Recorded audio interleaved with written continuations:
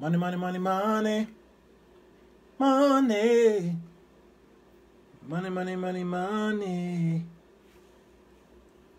Money. Show me the money. You got the money, honey. I've got the time. So many songs about money. Hello, everybody. Sirwalterj Jones Show. I'm he. It is what is it? Midday connection, early evening edition, real quick like edition, baby. Hey, it's 5 o'clock in the p.m. in Chicago, Illinois, and I want to talk for a few minutes, just a few minutes if I can, because I can't talk long. I got to get out of here and go to a rehearsal way in a little town called Evanston, Illinois. It's a little suburb of Chicago where the Illinois University of Northwestern, all them people in there. Anyway, yeah, woe is me, Don. Woe is me. Woe is me. I'm going to have to record that one day. Hey, John Gray's in the news again. This ain't new today. This is he was in the news a few days ago. Let's say over the weekend, over giving this elaborate Lamborghini $200,000, I think it is, to his wife. Deanne, I don't know if it's gonna be interesting or not, because I'm here I am. I'm over here, Pastor Max Frank, and then I'm over here. Pastor Max says, "Cry me a river." I'm over here, and I'm over here on this news here. I'm over here, then I'm over here. Yeah, he's from the Relentless Church. It's funny how that name seems to fit him, and being in the news almost every 2 weeks. He in the news for something. It's relentless. The Lord must have gave him that name for the church because he relentlessly pop up on my social media about something he done said. Lord Jesus. He ain't the only one that should have called the name Relentless. I think many of these other pastors should have called their churches that too, because pastors are flying in the church on strings like a flying trapeze. Okay, one pastor was bouncing a basketball while he was squawing. He was bouncing, and one pastor took his motorcycle and drove it in the church. Okay, and had an accident. Another pastor had a little car, was driving down the middle aisle on this car, trying to, I don't know what I don't know. Yeah, Harris, please, Jesus, take the wheel. And it's just, these pastors are finding new and clever and ridiculous circus ways of trying to get the people to see the word of God. And last I checked, Jesus didn't need any tricks. Jesus didn't need these tricks. He just taught from the Mount of Olives, or he talked while he walked. He healed a few people here and there, and the people followed him, and they just loved him. The people followed him, and he was feeding them, feeding the hungry. All right, and so yeah, he was double dripping, Don. I couldn't understand it. Couldn't understand it. You knew he wasn't a ball player because the way he was bouncing that ball. I was like, what is this? The church is a circus. And so John Gray's wife decided to respond to you haters out there. Everybody's a hater. So my hubby is a hard worker. He worked his whole life, and he saved to bless his wife. Yes.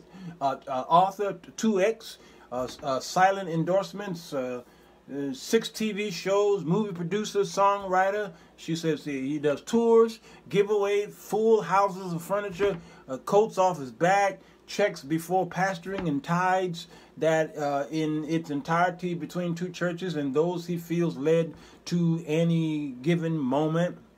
She's talking about his business dealings before there was a church. Been working for years. She says, get out of here. And she says, I'm going to stand by your man. I don't see anyone screaming about how bad. Here it go with the basketball players. Why is that always the defense? From all of you who want to support this, basketball players drive what they do while you play. I don't understand. You know what I'm saying? Some analogies I could use when it comes to worlds, when the world does this, world that. But when it comes to us in the body of Christ, why do we always make an analogy of what the world does to what we do? I just can't. I can't understand. Only when John Gray becomes owner of a team, I just might pay attention. Brony Scott. Yeah, it's a shame that the world has come to schemes and tricks. So let me say this about this thing. I don't care. See, that's the thing. I don't care. I think Pastor Max said it for me. I really don't care. First of all, I got two things to say about this. Yeah, basketball players are not prominent ambassadors for the gospel, Deanne. That's my whole point. We'll make it. It's like what the ladies do when y'all say, if God can use an ass, God can use me to preach the gospel. Ladies, I'm gonna need y'all to stop comparing yourself to an ass. Okay? Ladies, listen. Linda, listen. Preach the gospel, okay? I ain't one of those who are trying to tell you women pastors, sit down, you can't preach because the scripture says usurp not an authority over man or be silent in the church. I ain't one of them. I'm not one of them today. Hey, preach the gospel and do the work.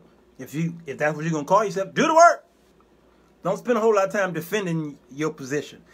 Okay, which is part of my point here. You're spending too much time defending your ministry. Why? Preach the gospel and don't get up to talk about something. You see this ass right here? Yeah.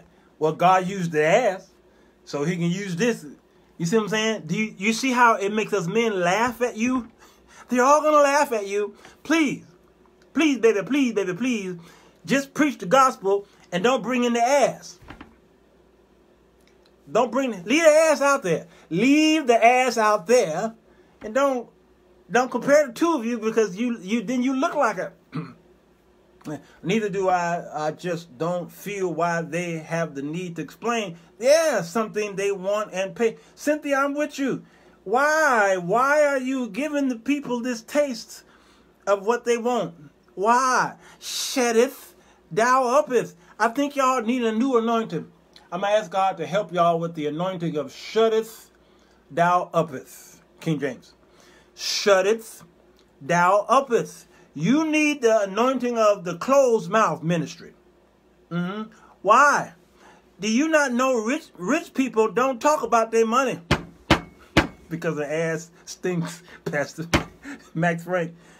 Rich people don't talk about their money. Rich people don't, I'm talking about real wealthy people. I'm talking about these Hollywood people who like to show off this. I'm talking about the quiet wealthy ones. The ones who don't look wealthy. They don't publicize what they do with their money.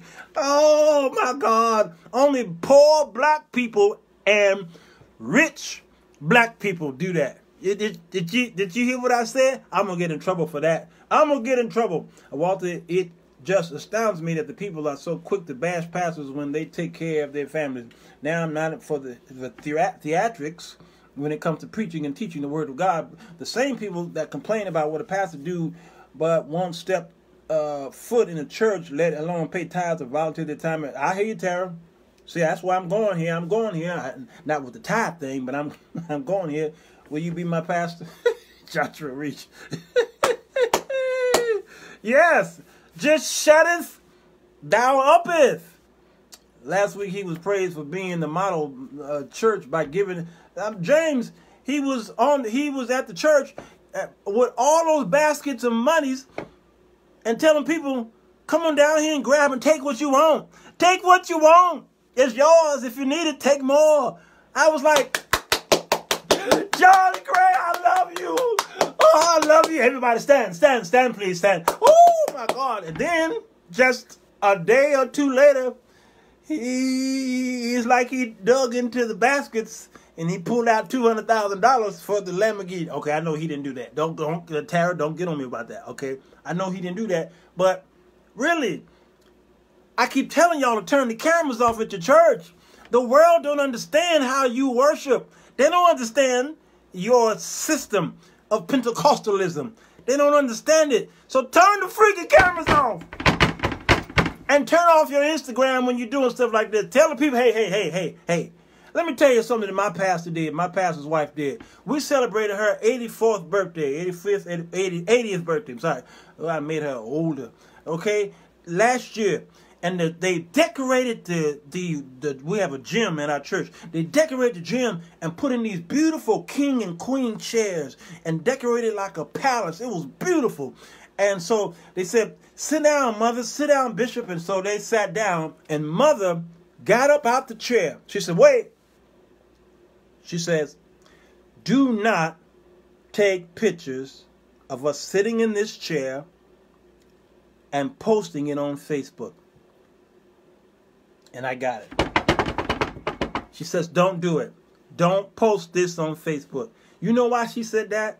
Because my mother, she understands. See, when people see the picture of Bishop and Mother Moody sitting in those chairs like that, automatically the world is going to say, see, here's another one. Y'all spending your tithes and offering, showering and spending all this money on the bishop and mother, and the saints in the church can't even afford their house note or gas. Or you see what I'm saying? So she used wisdom. She says, if you post this, the people are going to assume that we're taking all the money in these elaborate chairs. The chairs didn't even belong to the church. The church borrowed the chairs from another ministry. Number two, my pastor, Carlos Moody, probably, well, okay, I can't say too much about that, but he ain't a rich man. He's not a rich man. He lives like, he lives so modestly because he spent all his life giving away money. He traveled, he got the church in 100 countries around the world. He don't have any money. My pastor don't have any money. And he was, since 1975, he was the international missions department man of the Church of God of Christ at large. But when it's time for him to get on the plane to go and minister around the world, he sits in coach. He don't even sit in first class. He in coach like this.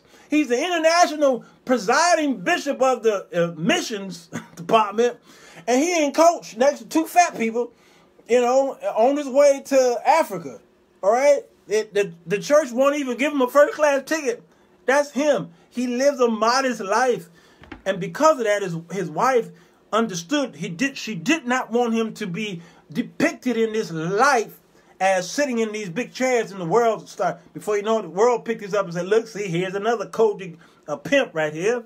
And that's not him. Never been him. You understand what I'm saying? So when you got to turn the cameras off, man, the people don't know how to handle that kind of stuff. The world don't know how to handle that stuff. The world can't take you giving your wife a $200,000 car. That should have been kept between you and your immediate family.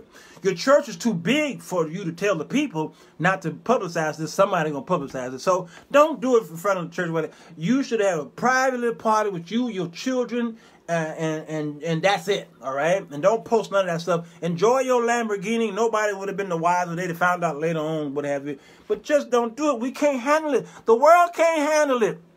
The world can't handle it.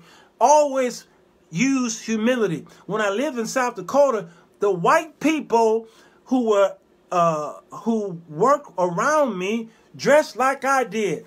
Matter of fact, I thought I had more money than those people, Max. I thought I had more money than the white people in South Dakota. Little town called Rapid City. All right, y'all know where the president's heads are right there. Okay, Mount Rushmore.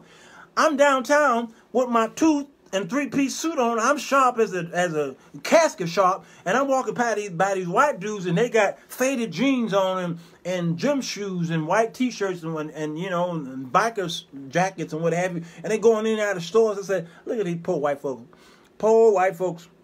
Poor white folks, just poor.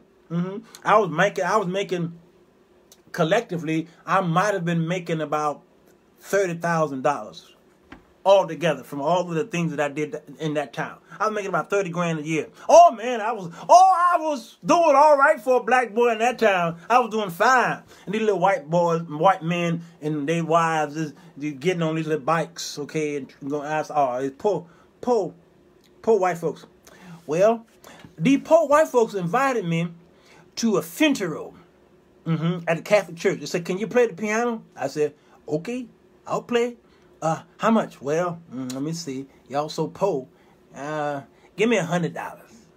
$100? You sure? Yeah. Just give me $100. Okay. I went there and I played it. I did it my way. Oh, I was killing it. And they was like, woo! That Negro sure can sing. Woo! That black boy sure can sing. So one of the poor white men walked up to me and said, hey, can you teach my kids how to play the piano? And I was like, okay, I don't know. You poor white folks, I don't know about this. He said, yeah, please. My kids work at the school. You a teacher. I was a teacher at the high school. You know, can you? I said, okay.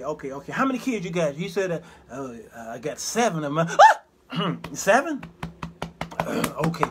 All right. Give me your address. He gave me his address. Okay, I'll be there. I'll be up there and look at what's going on. Okay. I went home and prepared myself, and then the next day I woke up. Got in my expensive car that was probably worth about $2,000, okay? And I'm driving. And I'm looking at my GPS says, turn right. Then it says, go up this hill. And then I'm going up a hill and it's winding. Let me tell y'all something. For those of you who live in the big city, if your GPS send you on a winding road going uphill, ain't no poor folks live on the winding road uphill. I need you to know that, okay? I was going uphill on the winding road. You see what I'm saying? I said, uh-oh. And then I get to a gate. Pastor Max, if you're still here, have you ever been to Graceland in Memphis? You know the Elvis Presley gate? Yeah. That poor white boy who asked me to teach his kids, it was a gate like that. And, you know, it was like that. And I drove up to the gate. And I rang the bell, and it sounded like Igor. You rang, ding dong. I said, "Oh Lord Jesus!" Okay, and it said, and then the gate opened up. I said, "Oh, these poor white folks, poor white folks." Okay, and then I drove up to this big old tall house, big and tall. I said, "Oh my God, today the poor white folks." These poor white folks. And then I'm ringing the bell. And Deborah, I'm ringing the bell. And my phone rang. I said, hello. He said, hey, what you doing down there? I said, Mr. Poor White Man? Yeah. I said, I'm at your house. He said, that ain't my house. That's my garage. I'm sorry, y'all. I got to drink to this because this is a real story. I'm not making this up. I said, this is your what? This is my garage. The house is further up. I said, okay. I hung up the phone, and I got in the car, and I'm driving up more winding roads. And then as I'm driving up the winding road, his house literally, you know how when you're going up a road, Janine Joe, his house is literally coming out the ground.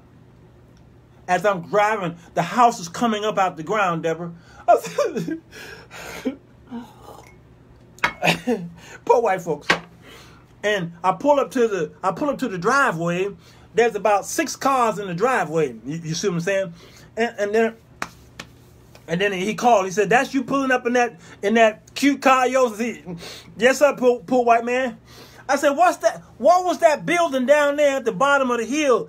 He said, "That was my garage." And he said, "That's where I keep my cars. Where I y'all know this show called Barrett Jackson on cable where they say so okay, he all his cars are in there where he refurbished these cars, these stock cars. They in his garage down there. So I go up to the house, and the door is bigger than my house. It's 2 doors back to back. Yeah, Cynthia Lamborghini is in there. And he had 3 Lamborghinis, and I'll go in the house, and poor white folks. Then I realized I didn't know that that town had a whole bunch of old money. He was the owner of the hotel that I was staying in 2 nights before. He owned the place. I was just taking my girl out. Yeah, I'm telling y'all my truth. I was taking I said, I want a nice place. I want a nice place in the town, a nice hotel, 5-star, where we can stay in nice restaurant. So I stayed in that place, and I said, ooh, this place is nice.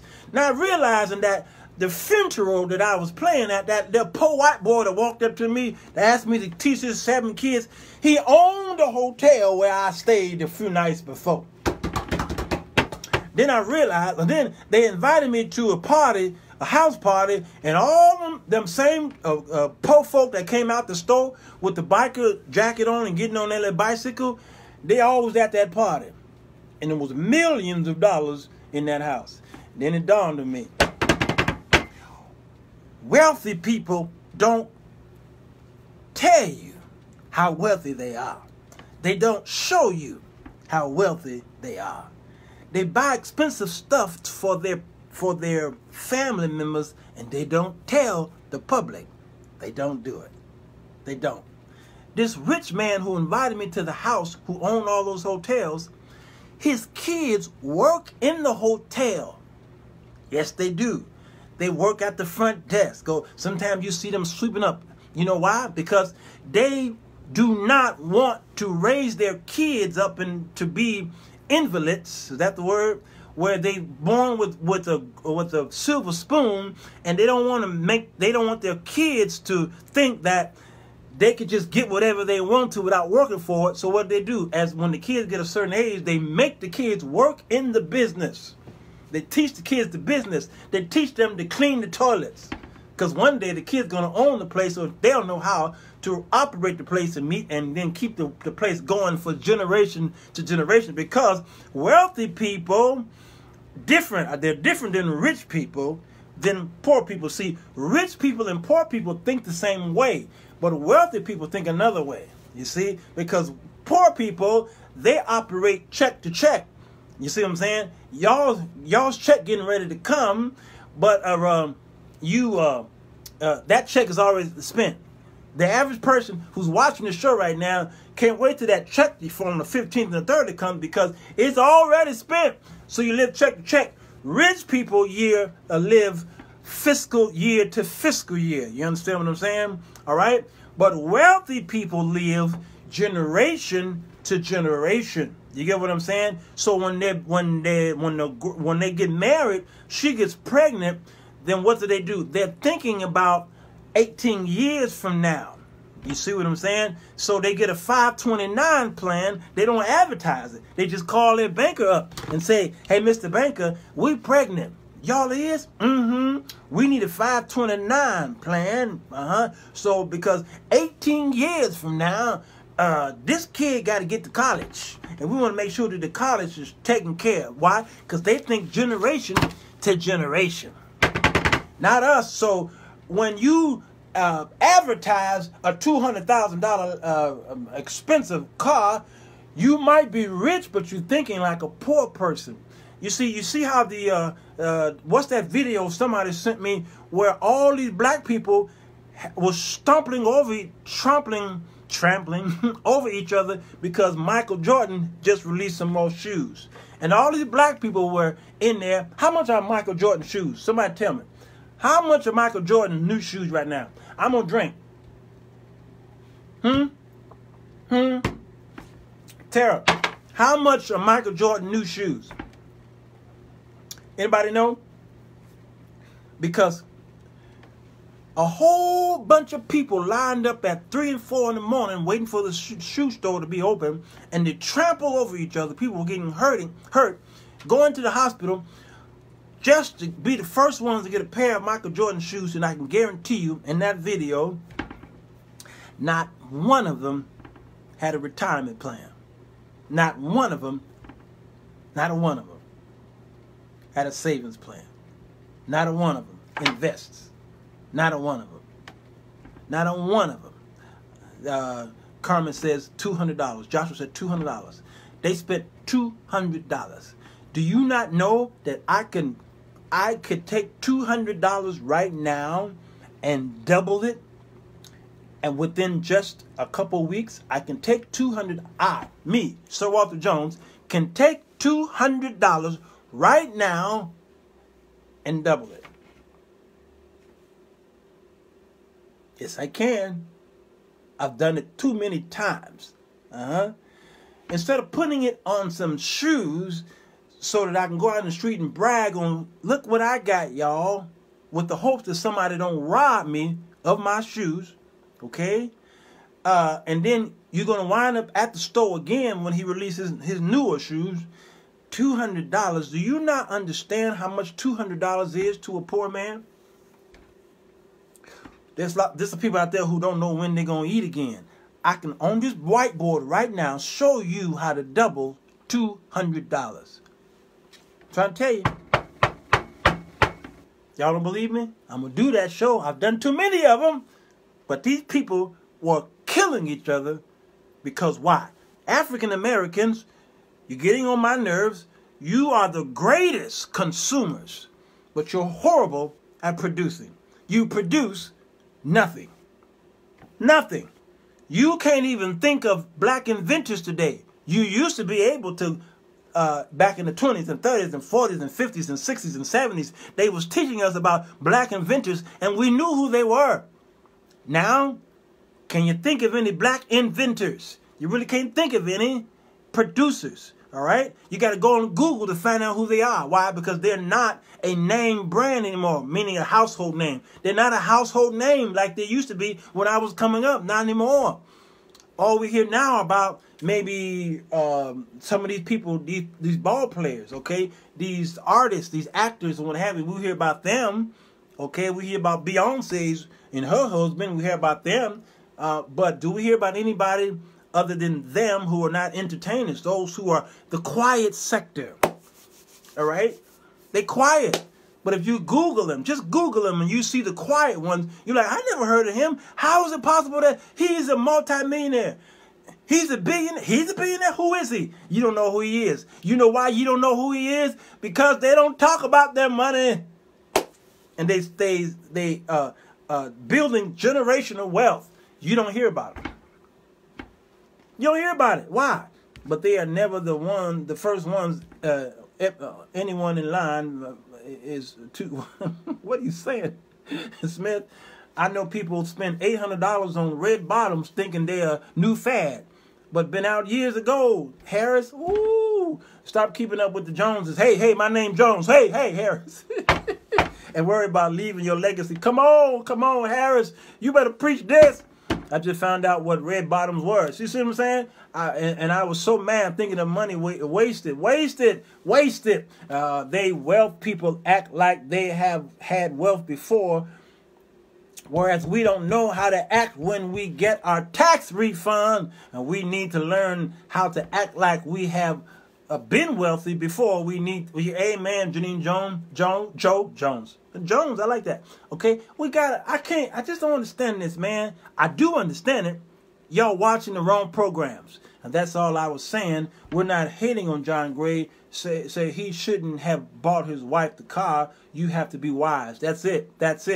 Y'all are watching the wrong programs. When y'all turn on BET and these entertainment not shows, but these conglomerates, okay? These particular stations, when you turn them on, notice the commercials. I'm going to help y'all out here and shut it down because I said I got to go to this rehearsal in Evanston, okay? All right, hear me. If you're watching your favorite TV station, they know who's watching it compared to the commercials that they play. I'm trying to educate y'all. I'm trying to educate you. If y'all are watching TV One, BT, I don't know, the Hallmark channel, okay, Family Channel, okay, whatever these channels are, notice the commercials, and when you see the commercials will determine what is the demographics of people who are watching the show, that station. It will tell you whether more women are watching or whether more men are watching or whether more young people, middle-aged people, or old people are watching that particular station. You see what I'm saying? You mean all cars I've bought on... My wife was wrong. Kendrick Scales. Yes. Okay. So when you watch these stations and you notice that it's always it's selling burgers. They're selling burgers. They're selling consumer items. that really, they depreciate as soon as you buy them. They're infomercials, okay? Or it's Peter Popoff or somebody at late night selling you some hocus pocus kind of stuff. Pay close attention to it. If you notice that it's an uptick on those type of commercials, you are the average of the people who are watching those shows with you. They got you pegged. Yes, you are among the poor-minded.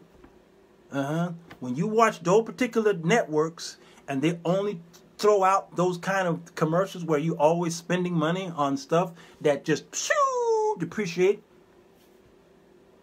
and it's a Black Friday type of thing, yeah, you are the average. I don't have cable, so I don't see theatrics. Yeah, you're the average. They're selling to you. They know you. They know you. Nielsen ratings. They target. Yep. They know who you are. But turn on Fox News and look at their commercials. Turn on CNBC. Look at their commercials. Look at them. Look at this. Just check them out. They're talking about stocks and bonds. Securities, pretty much. They're talking about money markets, investing, life insurance. Okay, they're talking about bitcoins. Okay, yeah, they're talking about some kind of physician life, not life, but medical. That is okay. It's about empowerment. It's about what to do in the next 20, 30 years from now. It's about protecting your home. You see what I'm saying? She asked me for an Escalade truck for the 25th anniversary. She's tired of sound equipment. I just saw a St. John's catalog, and my God, the jacket of the suit cost $1,200. The skirt was $800. Every Woman's Day I play, someone makes a comment about that. See, I know. I go to the thrift store and get the same jacket for $30. Angela said, "Yeah, you are the average. So you better hear me. I don't care if you're making $100,000 a year. You still can't be poor." Y'all like, how can I make $100,000 and be poor? Look at your expenses. Look at your expenses. Just look at it. Check it out. Look at it. You're poor. If your expenses is higher than what you got coming in, you're still poor. I don't care if you're making six figures. Donald Trump kept bragging about how he's a billionaire. He lied to y'all. No, he wasn't. He might have made $1 billion, but that ain't what he's worth. Look at all of the bankruptcies that he's gone through. Trying to restructure this, restructure that. Now, bankruptcy don't mean that you're poor or that you're broke. Bankruptcy just means to restructure your finances. But look at how many he had to do. Okay? Save more than you spend. Yes. So why don't you change your thought pattern?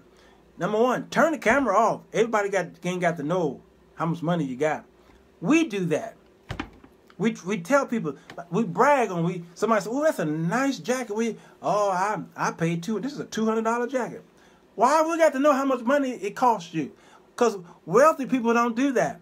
Wealthy people wear jackets that cost a whole lot of money. They wear the jacket that's going to last them a long time. You understand that? Y'all don't know that, right? Wealthy people buy things that last a long time.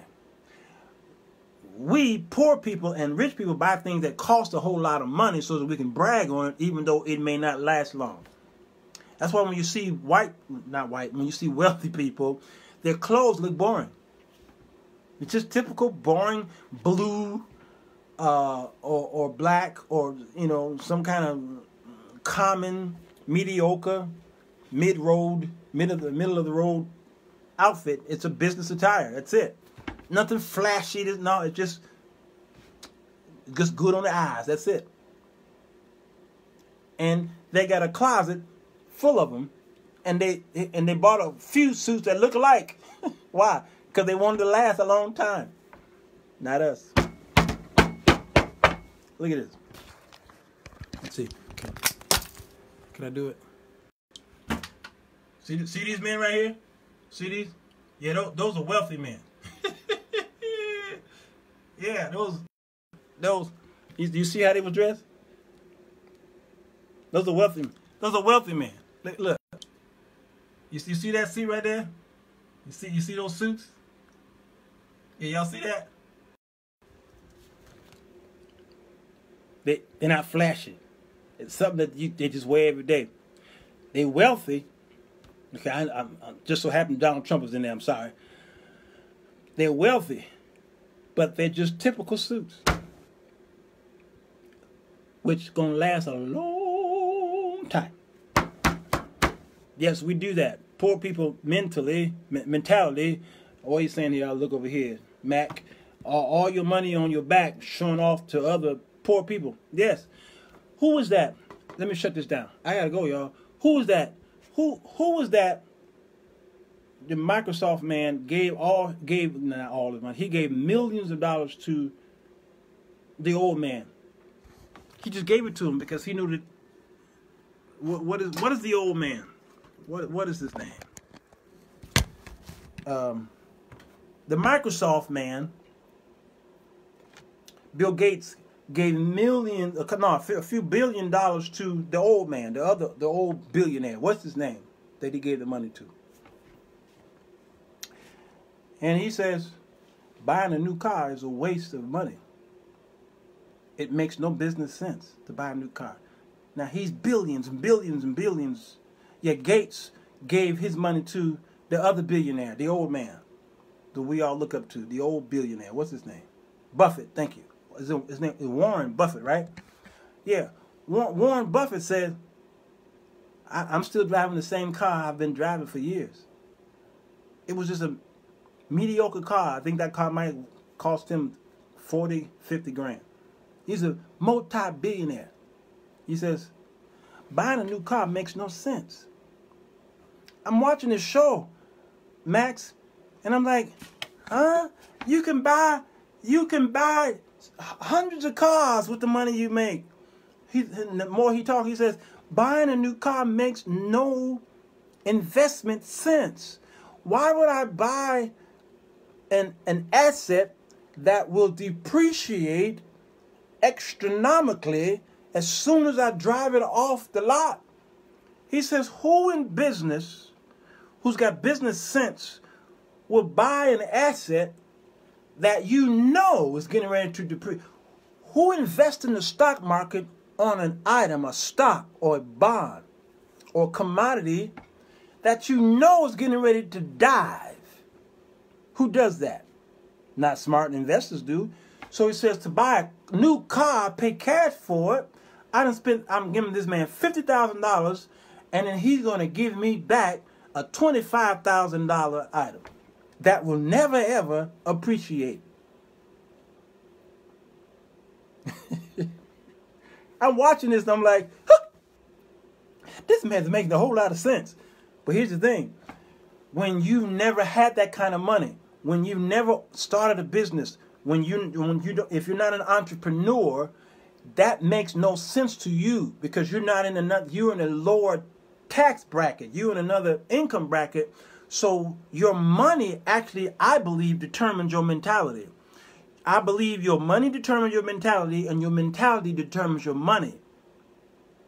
So when you don't run with those kind of guys, you don't know how, it makes no sense. So when you run with poor people mentality, when you run with slave mentality people, or what we call the project mentality, then your mentality is always low and you don't understand. I need a car. So what you do, you go and try to buy the most expensive car that you can afford.